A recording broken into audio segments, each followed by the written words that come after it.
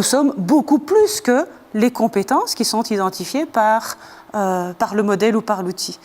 On est parfois aussi bluffé par les interprétations qu'on sait obtenir. Quand vous m'expliquez, on a reçu un énorme dossier, on est bluffé qu'au travers de quelques petites questions, on arrive à se faire démasquer, dans un certain sens. Mais dans un autre sens, je suppose aussi qu'il y a dû y avoir dans tout votre dossier des chapitres ou des paragraphes qui ne vous correspondaient pas du tout. Oui, on sentait que c'était un peu tiré par les cheveux, disons un peu machine, côté machine de la chose, voilà, automatique. Ouais, et puis, bon, on adapte. Et puis, c'est ce à quoi sert aussi le débriefing après.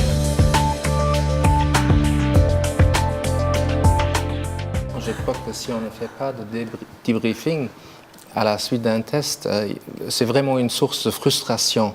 Parce qu'il y a souvent un certain écart et on se voit autrement. Et justement, le débriefing permet de prendre un peu de recul. Justement, le regard externe qui peut vous dire « mais vous êtes quand même un peu comme ça, peut-être pas autant, mais il y a quand même un peu de cela dans votre caractère ».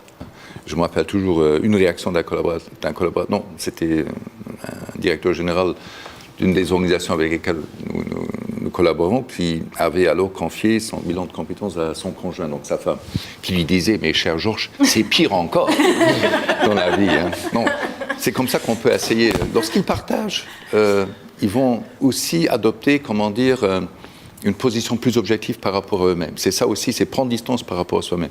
Prendre distance aussi par rapport au bilan de compétences sociales. Je crois que vous l'avez dit tous les deux.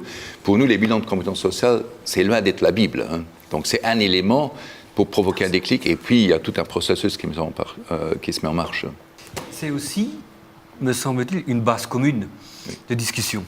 C'est-à-dire que même si la manière dont les données sont collectées est subjective, c'est à un moment donné, le candidat a estimé qu'il devait cocher telle case et pas telle autre, etc. Donc le recueil des données est subjectif.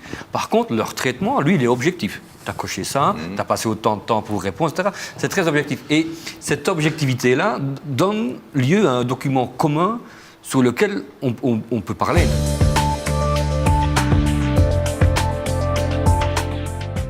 Les conseils, c'est que, on s'est bien rendu compte au travers des discussions que l'on a, c'est qu'on a des outils, et ce sont des outils de prise de décision. C'est un outil d'aide à la décision, mais ce n'est pas l'outil qui va prendre la décision à votre place.